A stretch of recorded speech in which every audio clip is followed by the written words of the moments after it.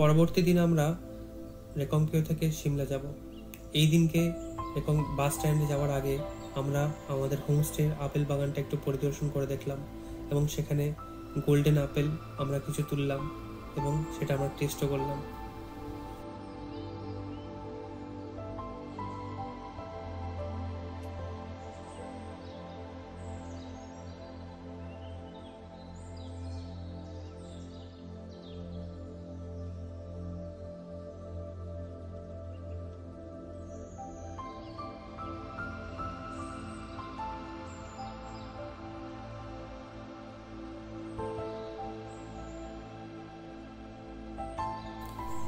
এরপর আমরা রেকংপিওতে এসে হাজির হলাম সকাল 8টার মধ্যে, কারণ 8:30-এ আমাদের এখান থেকে বাস ছাড়বে।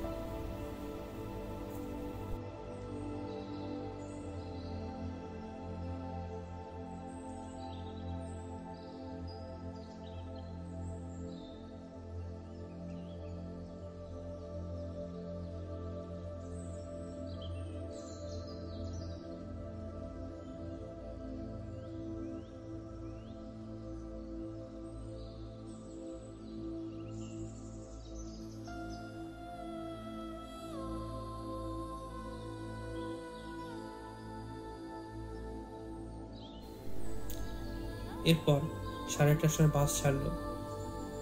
এই বাসের রুটে রামপুর এবং নারকান্ডা নামক স্থানগুলি পড়বে, যেগুলো অতিক্রম করে আমরা সিমলা গিয়ে হাজির হব। মোটামুটি 10 ঘন্টা মতো লাগবে সিমলা পৌঁছতে।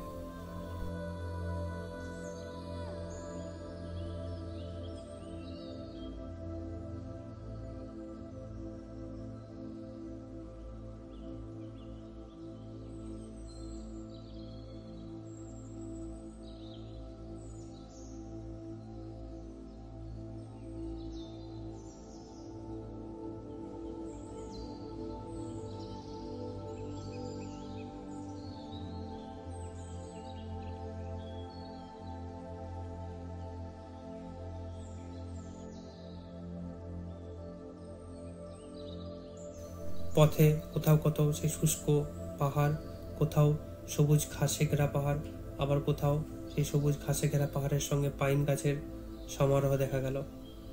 পাশে নদী বয়ে চলেছে।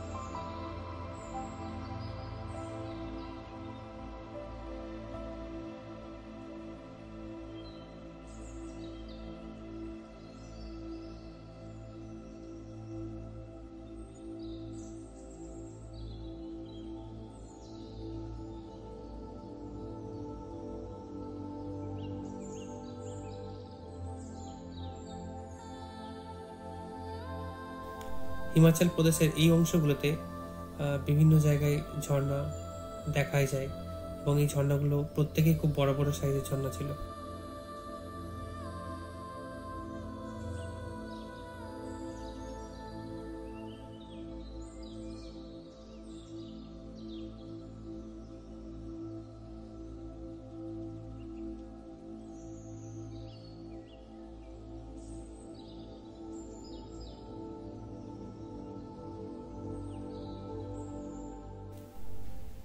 সন্ধ্যে 7টার কাছাকাছি আমরা সিমলা এসে হাজির হলাম, এবং সেখান থেকে আমরা আমাদের হোমস্টেতে উপস্থিত হলাম।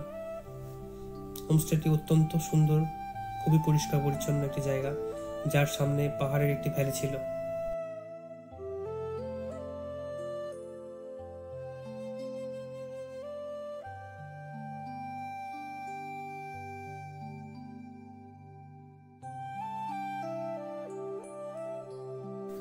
কিছুক্ষণ পরেই আমরা আমাদের ডিনার সেরে ফেললাম, এবং অত্যাধিক ক্লান্ত পরিশ্রান্ত হওয়ার কারণে খুব তাড়াতাড়ি আমরা ঘুমিয়ে পড়লাম ওই দিন।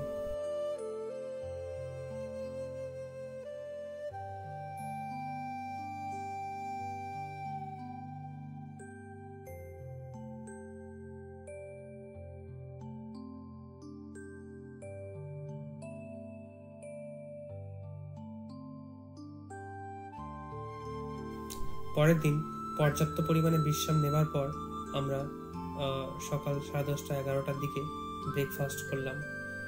এই হোমস্টের টপ ফ্লোরে এদের নিজস্ব ডাইনিং এরিয়া রয়েছে, যেটি খুবই সুন্দরভাবে সাজানো রয়েছে, যেটিকে দেখে প্রায় ক্যাফের মতোই মনে হবে, এবং তার সামনে পাহাড়ের এই ভ্যালি এই জায়গার মাহাত্ম্যকে অনেক অংশে বাড়িয়ে দেয়।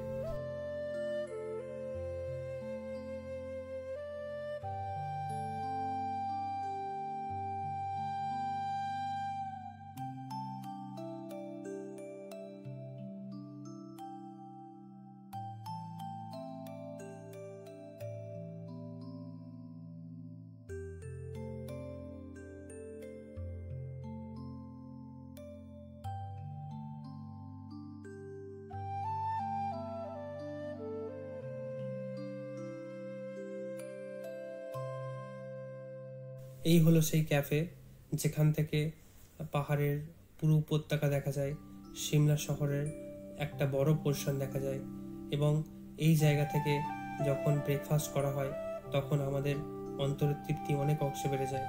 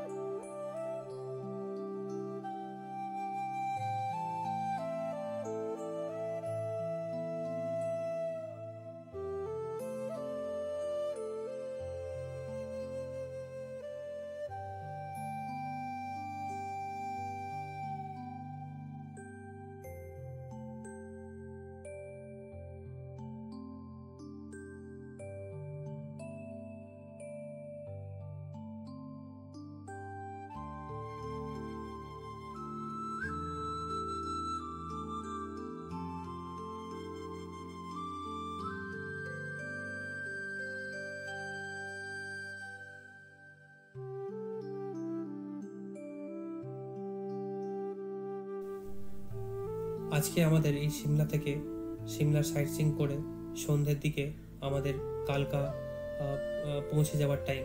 তো এই মুহূর্তে আমরা সিমলার মল রোডের আশেপাশে আছি। এখান থেকে মল রোড পরিদর্শন করব এবং আশেপাশের জায়গা ঘুরে সারাদিন অতিবাহিত করে সন্ধ্যের দিকে আমরা কালকার উদ্দেশ্যে রওনা দেব।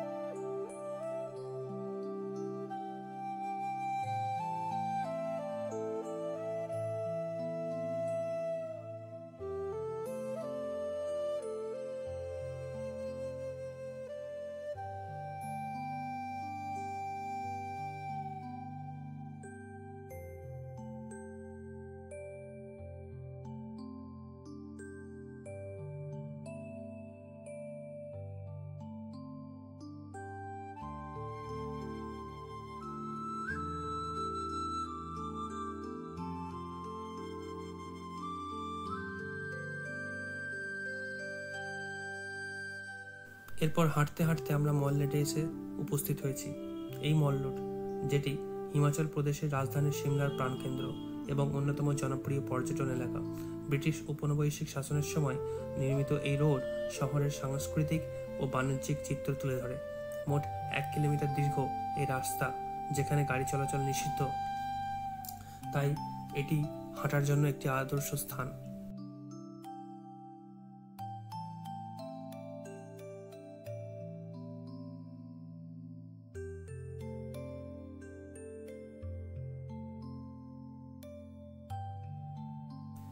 মল রোডে স্থানীয় এবং আন্তর্জাতিক পর্যটকরা হাঁটাহাঁটি করেন, ক্যাফেগুলোতে বসে কফি উপভোগ করেন আর বিভিন্ন দোকানে কেনাকাটা করেন। এখানে কালীবাড়ি মন্দির, ক্রাইস্ট চার্চ এবং আরও অন্যান্য ঐতিহাসিক স্থান রয়েছে যেগুলি দর্শনীয়। সার্বিকভাবে এটি সিমলার সামাজিক, বাণিজ্যিক এবং সাংস্কৃতিক জীবনের প্রাণ স্পন্দন, যা শহরের শীতল ও মনোরম পরিবেশে এক বিশেষ সুখকর অভিজ্ঞতা প্রদান করে।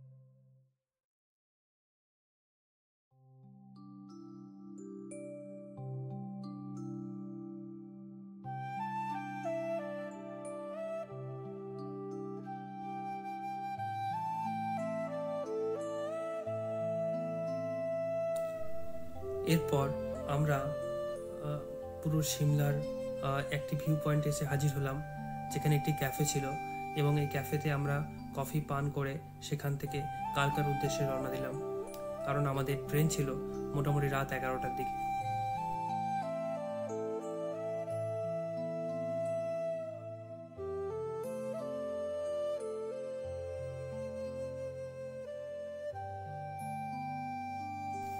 এবার আমি এই পুরো ট্রিপটির আইটিনারি আপনাদের সামনে তুলে ধরলাম।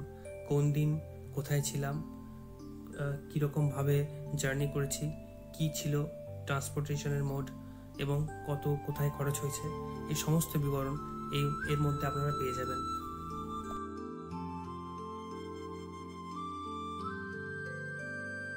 এরপর এই ট্রিপের সবথেকে গুরুত্বপূর্ণ বিষয় নিয়ে আমি আলোচনা করতে চাই, যেটি হলো বাজেট। সিনারিও 1-এ ট্রেন হলো আপনার AC 3 টায়ার এবং আপনার হোমস্টে হলো একটু স্ট্যান্ডার্ড। এর জন্য আপনার পার হেড কস্ট পড়বে 30,000-এর কাছাকাছি। এবং যেখানে সিনারিও 2-তে আপনার ট্রেন হবে স্লিপার কোচ এবং হোটেল হবে একটু বেসিক, যার জন্য আপনার ওভারঅল কস্ট পড়বে 24,000-এর কাছাকাছি। তো এই হলো আমার ব্যক্তিগত বাজেট ব্রেকআপ। ভিডিওটি ভালো লাগলে অবশ্যই লাইক করুন এবং এই চ্যানেলটিকে সাবস্ক্রাইব করুন। আজকে এখানেই বিদায় নেব। অনেক অনেক ধন্যবাদ। আপনারা সবাই ভালো থাকুন।